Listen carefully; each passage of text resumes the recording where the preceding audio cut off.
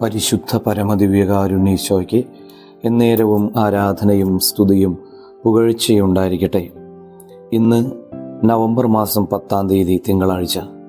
പുതിയ പ്രഭാതം നൽകിയ തമ്പുരാന് നന്ദി പറഞ്ഞുകൊണ്ട് ഏറ്റവും എളിമയോടെ ഈ ജീവിതം ആരംഭിക്കാം.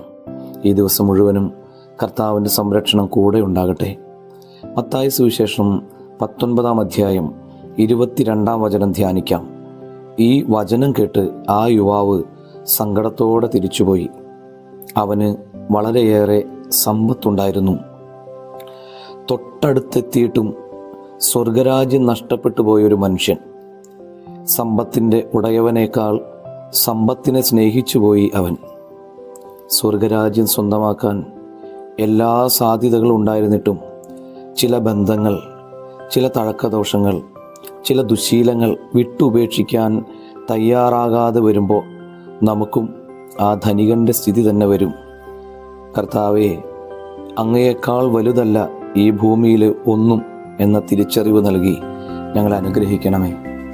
എല്ലാവർക്കും നല്ലൊരു ദിവസം ഉണ്ടാകട്ടെ. നമ്മുടെ കർത്താവ് യേശുമിശിഹായുടെ കൃപയും പിതാവായ ദൈവത്തിൻ്റെ സ്നേഹവും പരിശുദ്ധാത്മാവിൻ്റെ സഹവാസവും ഉണ്ടാകട്ടെ, ഇപ്പോഴും എപ്പോഴും എന്നേക്കും. ആമേൻ.